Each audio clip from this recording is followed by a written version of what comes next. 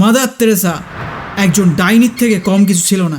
1950-এ তিনি একটা সংস্থা বানিয়েছিল, মিশনারিজ অফ চ্যারিটি, যেখানে তিনি কলকাতার কালীঘাটে নির্মল হৃদয় নামে একটা হসপিটাল খোলেন আর সারা দুনিয়াতে প্রচার করেন এই হসপিটাল মানবতার নিদর্শন। কিন্তু সেটা মানবতার নিদর্শন ছিল না, সেটা ছিল মানবতার কসাইখানা। আর এটা আমি বলছি না, ডক্টর অরূপ চ্যাটার্জি নিজে তার লেখা বই the untold story of mother Teresa তে বলছেন। ডক্টর অরূপ চ্যাটার্জি 1980 দশকের শেষের দিকে মাদার তেরেসার মিশনারি অফ চ্যারিটিতে একজন ভলেন্টিয়ার হিসেবে কাজ করেছিলেন। এর সাথে তিনি আরো বলেন, মাদার তেরেসার নির্মল হৃদয় হসপিটালে যে সিরিঞ্জ ব্যবহার করা হতো সেটা একজনকে লাগানোর পর ধুয়ে অন্যজনকেও সেই একই সিরিঞ্জ ব্যবহার করা হতো। সাথে এটাও বলা দরকার, ওখানে যে পেশেন্টরা ছিল তাদের মধ্যে অনেকে HIV আক্রান্ত ছিল। আর সেই হসপিটালের নানদের এই সিরিঞ্জের মিসের জন্য কত রোগীকে HIVর জন্য মরতে হয়েছে। এছাড়াও মাদার তেরেসার নজরদারিতে তারই বানানো শিশু মঙ্গল আশ্রমে মেন্টালি চ্যালেঞ্জ বাচ্চাদের চেয়ারে বসিয়ে দড়ি দিয়ে বেঁধে ঝুলিয়ে দেওয়া হতো যাতে তারা এক জায়গায় চুপ করে থাকে। ইভেন তার হসপিটালে পেশেন্টদের এক্সপায়ার ওষুধ খাওয়ানো হতো। এখন আপনি মনে করতে পারেন টাকা পয়সার অভাবে হয়তো এমনটা করতো, তাহলে বলি তার মৃত্যুর পর জানা যায় তার সম্পত্তির পরিমাণ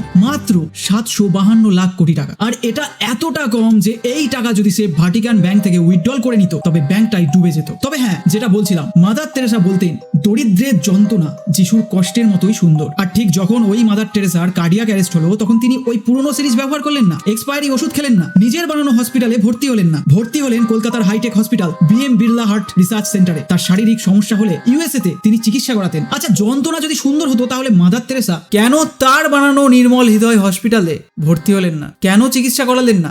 আসলে সেটা তো হসপিটাল ছিলই না, সেটা ছিল একটা নর্দমা। আর যেখানে মানুষকে আনা হতো মারার জন্য, সে মানুষকে বাঁচাতো না, বাইবেল দিত কনভার্সনের জন্য। আচ্ছা, ডক্টর অরূপ চ্যাটার্জি তো ভারতীয়, মিথ্যে কথা বলতেই পারে, তাই না? তবে ব্রিটিশ টেলিভিশন চ্যানেল 4 নিউজের জার্নালিস্ট খ্রিস্টোফার হেলস অ্যাঞ্জেল নামের একটা ডকুমেন্টারি করে, আর যার পরই মাদার তেরেসার এই কালো সত্যিটা সবার সামনে আসে। আর মাদার তেরেসা তার সমস্ত সো কল্ড চ্যারিটিজ, হসপিটাল, এই সবের জন্য 1979-তে সে নোবেল পর্যন্ত পায়, আর যেটা কলকাতাতে দেওয়া হয়েছিল। কিন্তু এই নোবেলের প্রকৃত অধিকারী তিনি নন। তাহলে কে?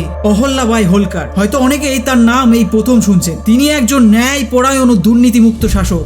নারী হয়েও সেই যুগে তিনি সরাসরি প্রশাসন চালিয়েছেন, পদ্মার আড়াল থেকে নয়, সামনে থেকে। তিনি ভারত জুড়ে বহু হিন্দু মন্দির ও তীর্থস্থান পুনর্নির্মাণ করেছেন, যার মধ্যে রয়েছে কাশী বিশ্বনাথ, সোমনাথ, দ্বারকা, রামেশ্বর। তিনি ছিলেন কঠোর শাসক কিন্তু নিষ্ঠুর নন। তিনি ধর্মপ্রাণ ছিলেন কিন্তু অন্ধ ছিলেন না। যে মন্দিরগুলো তিনি তৈরি করেছিলেন সেখানে তিনি গরিব দরিদ্রদের জন্য খাবার, চিকিৎসা ও সেবার ব্যবস্থা করেছিলেন। কিন্তু আজকের ভারতীয়রা তাকে কতটা মনে রেখেছে বা জানে? আসলে জানতে দেওয়া হয়নি। এই দেশের জন্য প্রকৃত আদর্শ হলেন ভারতীয় অহল্যাবাই হোলকার, কোনো ইউরোপীয় অ্যাগনেস গঞ্জা বোচাজি ওরফে মাদার তেরেসা নন।